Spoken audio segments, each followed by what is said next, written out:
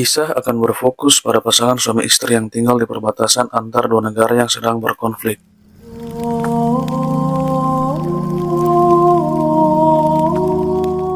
Dan memilih untuk hidup damai tanpa berpihak pada siapapun. Sepasang pasutir tersebut yakni Mykola dan Natasha. Mereka berdua tinggal di sebuah rumah yang jauh dari pemukiman, dan keduanya merasa sudah cukup bahagia dengan kehidupannya saat ini. Mykola berprofesi sebagai guru matematika yang setiap hari berangkat mengajar dengan mengendarai sepeda tuanya.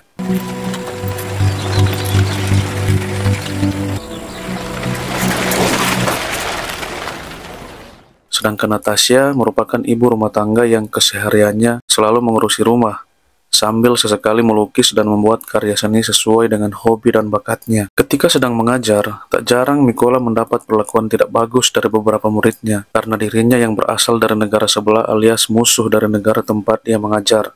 We both know. You don't belong here. Namun Mykola yang sabar dan tak suka kekerasan, memilih untuk diam dan tidak meladeni muridnya tersebut. Di tengah berbagai masalah tersebut, Mykola nyatanya selalu merasa bahagia, karena ketika pulang ke rumah, selalu ada istri yang menunggunya di rumah dengan senyumannya yang ceria.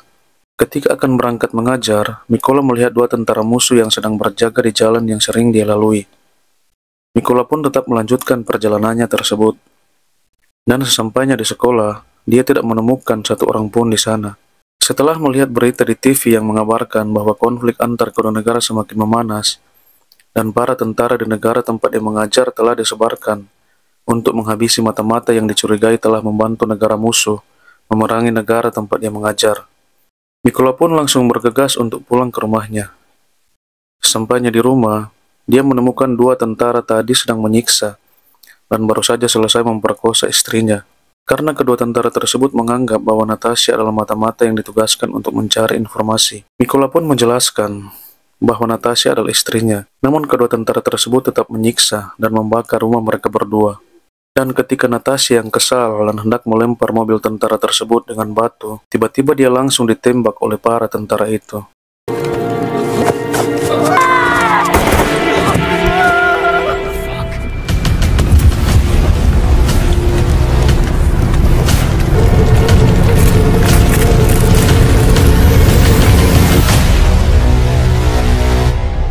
Keesokan harinya, Mykola ditemukan oleh dua orang tentara negara tempat dia tinggal, tengah tertidur tepat di samping istrinya yang sudah meninggal. Kedua tentara itu langsung menggali tanah untuk menguburkan jasadnya Natasha. Sedangkan Mykola sendiri nampak masih sangat terpukul dengan kepergian istrinya tersebut. Di antara puing-puing reruntuhan rumahnya, Mykola menemukan sebuah patung kayu yang dibuat oleh istrinya. Mykola pun langsung mengambil dan menyimpan patung tersebut, yang merupakan kenang-kenangan terakhir dari istri tercintanya. Kedua tentara tersebut langsung membawa dan mengamankan Mykola ke pangkalan militer. Sesampainya di sana, di mana Mykola yang sudah frustasi dan tidak memiliki tujuan hidup lagi, langsung berkata bahwa dia ingin bergabung dengan militer dan akan mengusir musuh dari negara ini dan dari tanah air mereka.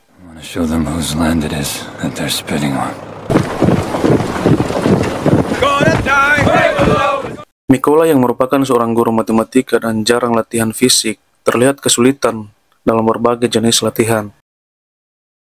Namun dengan motivasinya yang kuat, tak butuh waktu lama bagi Mykola untuk bisa beradaptasi, menjadi sosok yang baru dan bahkan lebih unggul dari semua kandidat yang ada.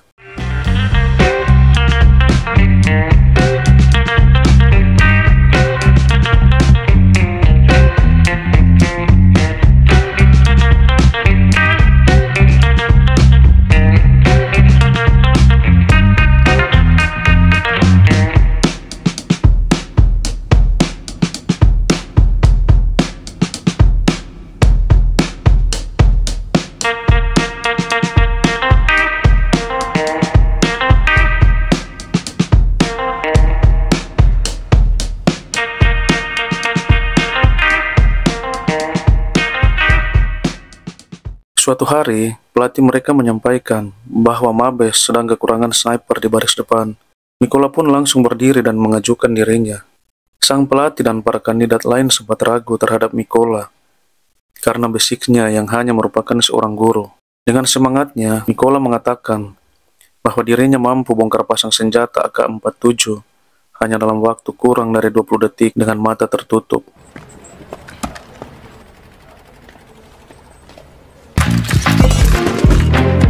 In 18 seconds! Nicola yang sekarang punya nama baru yakni Raven, berhasil melakukan bongkar pasang tersebut dalam waktu hanya 18 detik saja. Seorang kapten yang menyaksikan challenge tersebut pun melihat adanya sebuah potensi besar pada diri Raven alias Nicola untuk bisa menjadi seorang prajurit yang tangguh. Singkat cerita, Raven dan beberapa kandidat atau relawan yang terpilih dipindahkan ke tempat pelatihan khusus sniper. Di tempat itu mereka semua mendapatkan senjata SVD, dan hanya Raven lah satu-satunya relawan yang diberikan senjata yang berbeda, yakni senapan tua yang terlihat biasa-biasa saja. Hal ini karena Raven tidak memiliki basic militer dan tergolong masih baru dalam dunia kemiliteran. Meski diperlakukan berbeda dan selalu mendapat perlakuan tak sama, Raven menunjukkan mental dan tekad kuatnya ketika dia tidak bergeming sedikit pun saat pelatih mereka menembak tepat di samping tubuh para relawan, yang mana hal tersebut merupakan aturan dasar seorang sniper, yakni tetap tak terlihat dalam keadaan apapun.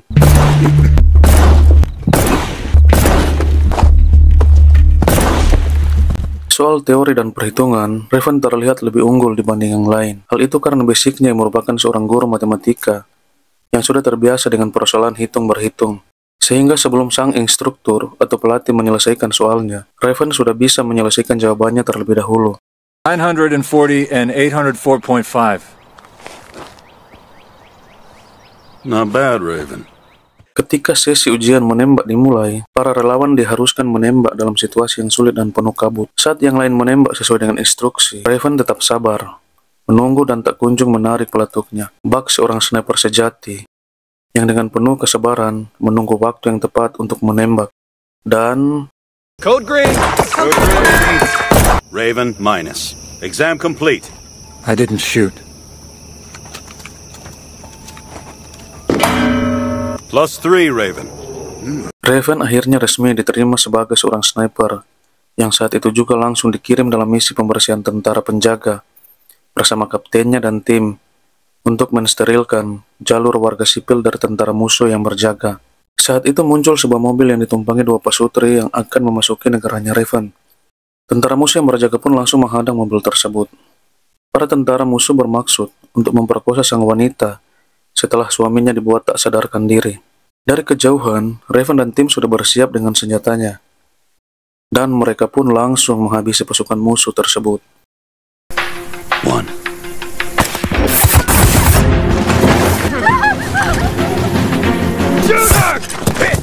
Congratulations on your first mission. Di sisi lain, terlihat 2 orang sniper dari pihak Raven tengah merangkak di daerah musuh. Namun tanpa mereka sadari, mereka berdua sedang diintai oleh sniper musuh yang sudah berjam-jam mengawasi mereka dan sudah siap untuk menembak. Dan sniper musuh tersebut pun langsung menembak salah satu dari sniper tim Raven. Dan tak lupa, aksinya tersebut direkam menggunakan alat perekamnya.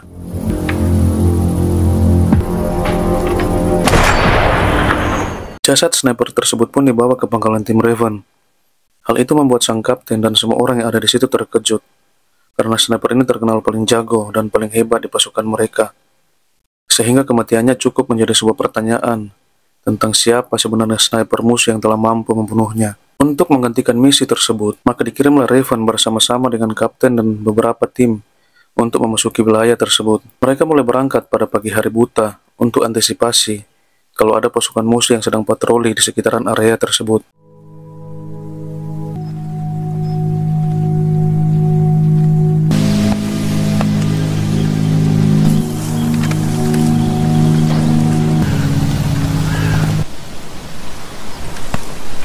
Plus.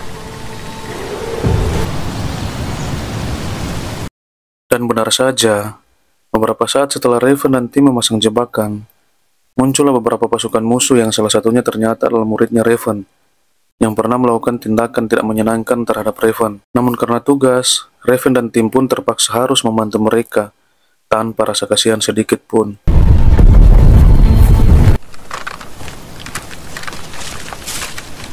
Who's Ivan? My former student from Horlivka. Setelah berhasil membantai pasukan pertama, Raven dan kapten pun berhasil masuk ke pos musuh. Mereka perlahan merangkak untuk mengawasi 2 tentara musuh yang sedang berjaga, yang ternyata adalah tentara yang telah memperkosa dan membunuh Natasha, istrinya Raven. Saat itu sang kapten menyuruh Raven untuk bersabar dan jangan dulu menembak. Namun dipicu dendam dalam dirinya, Raven pun tidak tahan untuk menarik pelatu.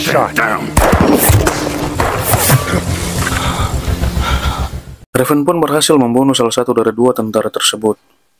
Namun posisi mereka berdua berhasil ketahuan, sehingga teman dari tentara musuh yang mati tadi langsung memberitahukan posisi keduanya. Sehingga sang kapten pun langsung mati tertembak saat itu juga. Sniper at 10 o'clock.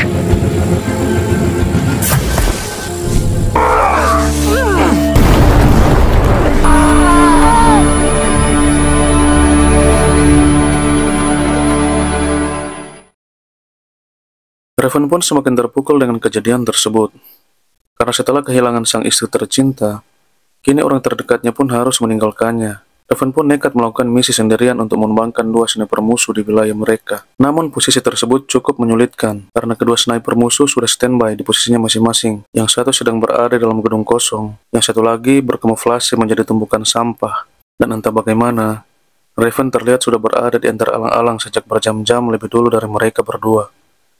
Sehingga ketika sniper yang berkamuflase menjadi sampah bergerak mundur, Raven pun langsung menembaknya saat itu juga.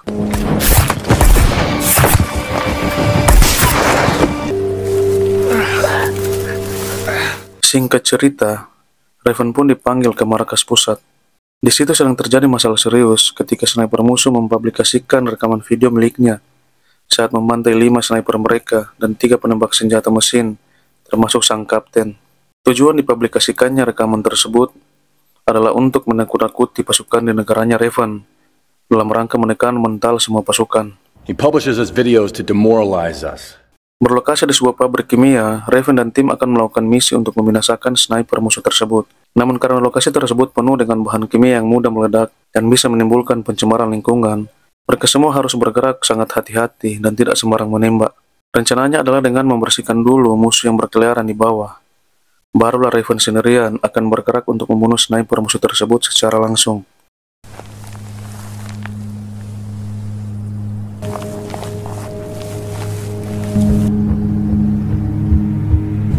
In position. Mereka pun sudah sampai di lokasi penggerbekan. 10 sniper sudah ditempatkan pada jarak aman untuk mengcover pergerakan Raven. Sementara Raven sendiri akan bergerak masuk sendirian dengan membunuh beberapa penjaga yang tidak terjangkau sniper. Dan ternyata, salah satu dari penjaga tersebut adalah tentara yang telah membunuh Natasha yang kemarin sempat lolos. Sehingga kesempatan ini dijadikannya momen untuk balas dendam atas kematian istrinya. Setelah Raven memberikan sinyal, ke-10 sniper pun langsung membantai pasukan musuh yang ada di bawah, dan disusul oleh tembakan beruntun yang ditembakkan oleh satu pengalih perhatian, supaya si sniper musuh tidak mendengar dan tidak menyadari bahwa pasukannya sudah tewas, dan tak ada lagi yang melindungi posisinya dari bawah. Perlahan Raven pun mulai memasuki gedung pabrik kimia tersebut. Sniper musuh itu menyuruh rekannya untuk menghubungi para pasukan pelindung yang berjaga di bawah. Ketika mereka tidak membalas panggilan radio, rekannya sniper itu langsung bangun dari posisinya untuk pergi melakukan pengecekan. Dan di saat itulah, Raven diam-diam mendekati posisi rekannya si sniper musuh dengan senapan yang masih ada di tempatnya. Kemudian Raven meletakkan sebuah granat tepat di titik tersebut untuk membunuhnya saat dia kembali nanti. Sementara itu, si sniper musuh yang mulai khawatir dengan pasukannya pun memutuskan untuk bangun dari posisinya. Dia pergi ke atap gedung dan menemukan satu snipernya sudah tewas, sehingga dia mulai menyadari akan keberadaan pasukan yang sedang mengawasinya saat itu. I've got a 200. What happened? Sniper. Ketika dia kembali ke posisinya, saat itulah dia melihat patung buatan Natasha terletak di depannya, dan tiba-tiba Raven pun muncul dan langsung menghabisinya.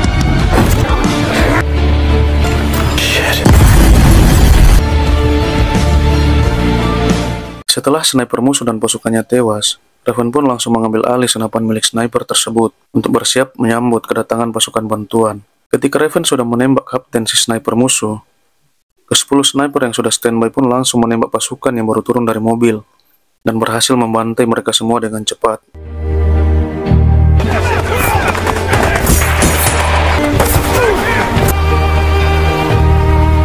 Setelah misi berhasil, Raven pun berjalan kembali ke arah rumahnya. yang kini sudah tak terurus. Di situ masih terdapat batu lambang cinta damai yang sempat dibuat oleh Natasha, dan karena sekarang dendamnya sudah terbalaskan, Raven pun pergi berziarah ke makam Natasha, sekaligus untuk meminta izin untuk melanjutkan perjuangannya. Dan film pun tamat.